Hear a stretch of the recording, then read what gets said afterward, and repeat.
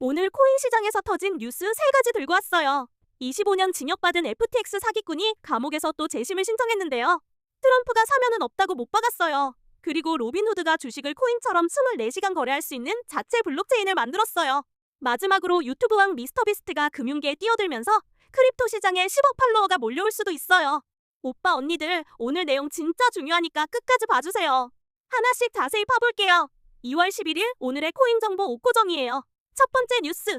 FTX 거래소 창업자 샘 뱅크먼 프리드가 감옥에서 재심을 신청했어요. 줄여서 SBF라고 부르는 이 사람은 2024년에 사기와 횡령 혐의로 25년 징역형을 받았는데요.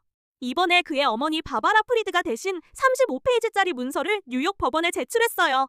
핵심 주장은 새로운 증거가 발견됐으니 다시 재판받게 해달라는 건데요. 쉽게 말하면 고객 돈 80억 달러. 우리 돈으로 10조 원 넘게 날린 사람이 아직도 억울하다고 발악하는 거예요. 근데 트럼프 대통령은 며칠 전에 SBF 사면은 절대 없다고 명확하게 선을 그었거든요.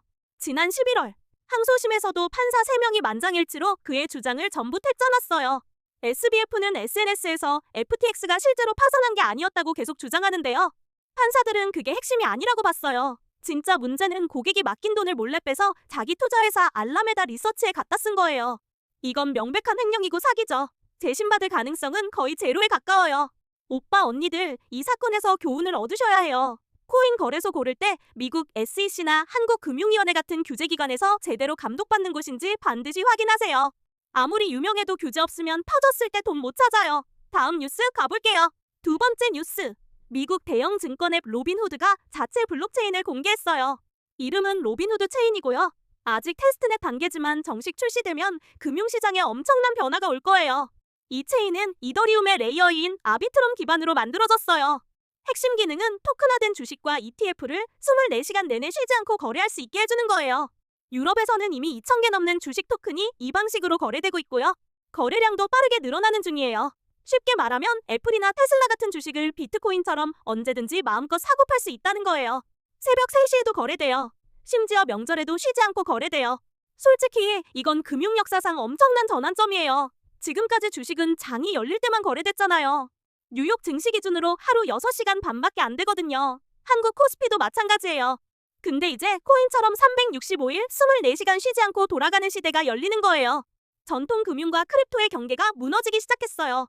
오빠, 언니들 주목하세요. 전통 주식 시장이 크립토 방식을 따라가고 있어요. 이더리움 생태계가 점점 더 중요해지는 확실한 신호예요.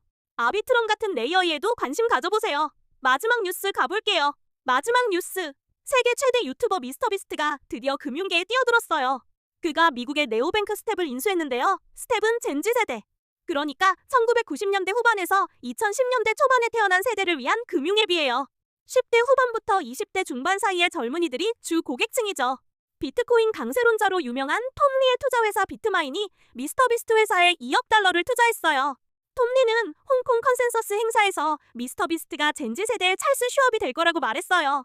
참고로 찰스 슈왑은 미국 최대 증권사 중 하나로 4조 달러가 넘는 자산을 굴리고 있어요.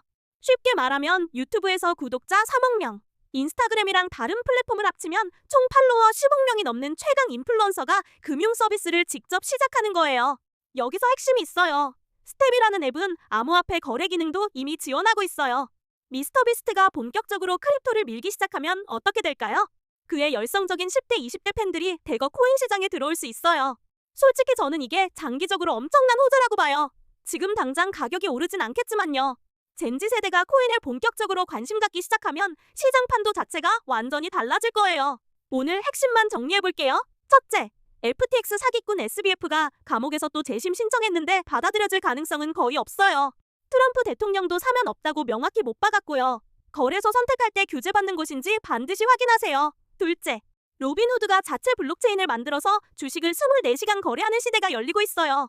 이더리움과 아비트럼 생태계가 점점 커지는 확실한 신호예요. 셋째, 미스터비스트가 금융계에 진출하면서 젠지 세대의 크립토 유입이 기대돼요.